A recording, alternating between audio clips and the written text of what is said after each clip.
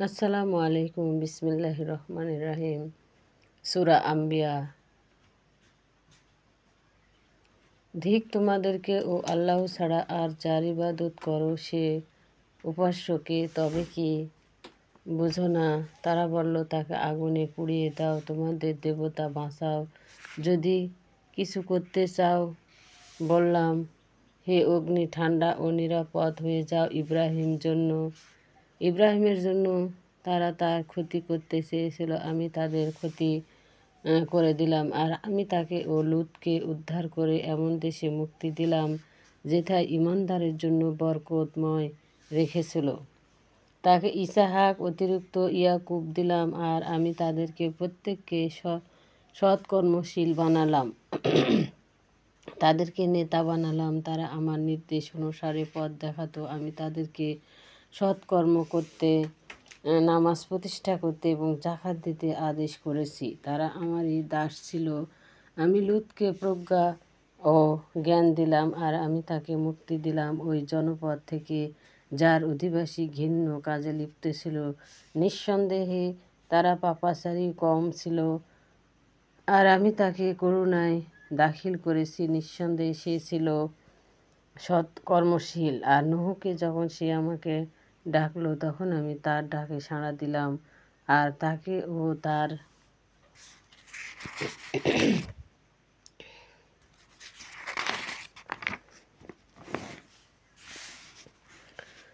ও তার পরিবারকে মহাসংকট থেকে মুক্তি দিলাম। আর আমি তাকে সাহায্য করেছি নির্দেশন প্রত্যাখ্যানকারীদের বিরুদ্ধে। তারা সকলে ছিল পাপাচারী ও সবাইকে নিমজ্জিত করেছিল। আর দাউদ ও সুলাইমানের কথা যখন তারা শস্যর বিচার করেছিল, এক দলের মেষ রাতে তাকে প্রবেশ করতে তা খেয়েছিল।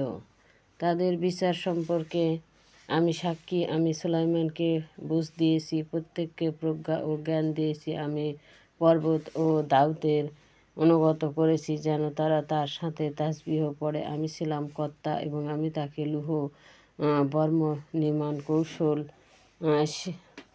শিখিয়েছি কল্যাণের জন্য, যেন যুদ্ধে তা তোমাদের আঘাত থেকে রক্ষা করে। তবুও কি তোমরা কৃতজ্ঞ হবে না?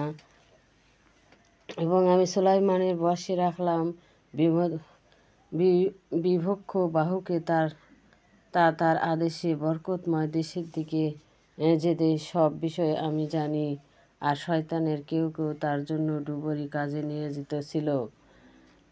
এত এত দিগ্ন অন্য কাজও করত। নিশ্চয়ই আমি তাদের সংরক্ষণ করেছিলাম। আর স্মরণ করো আইয়ুবকে, যখন সে আপন রবকে ডেকে বলল, আমি কষ্টে আছি আর তুমি শ্রেষ্ঠ দয়ালু। তখন আমি তার আহ্বানে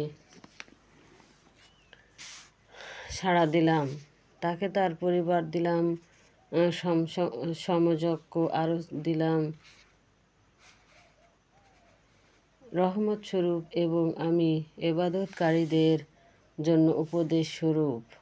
আর স্মরণ করো ইসমাইল, ইদ্রিস, জুল কিফলকে, তারা সবাই ধৈর্যশীল ছিল, আর আমি তাদেরকে আমার রহমতের অন্তর্ভুক্ত করলাম। তারা সৎকর্মশীল ছিল। আর জুন্নুনকে যখন সে রাগে চলে গেল, সে মনে করল যে আমি তাদেরকে শাস্তি দিব না। অন্ধকারে বলল, তুমি ছাড়া আর কোনো ইলাহি নেই, তুমি পবিত্র, আমি জালিম। তখন আমি তার আহ্বানে সাড়া দিলাম, তাকে দুশ্চিন্তা থেকে মুক্তি দিলাম। এভাবেই আমি মুমিনকে মুক্তি দিয়ে থাকি। স্মরণ করো যখন জাকারিয়া তার রবকে ডাকলো, হে আমার রব, আমাকে নিঃসন্তান রেখো না, তুমি শ্রেষ্ঠ উত্তরাধিকারী দাতা। আমি তার আহ্বানে সাড়া দিলাম, তাকে ইয়া দিলাম, স্ত্রীকে সন্তান ধারণের যোগ্য করলাম। তারা পরস্পর সৎকর্মে প্রতিষ্ঠাতা করত, আশা ও ভয় নিয়ে আমাকে আহ্বান করত। তারা ছিল আমার সামনে বিনীত। আর যে স্বর্গীয় সতীত্ব রক্ষা করেছিল, তাতে আমার পক্ষ থেকে রূহ ফুঁকালাম, তাকে ও তার পুত্রকে বিশ্বের জন্য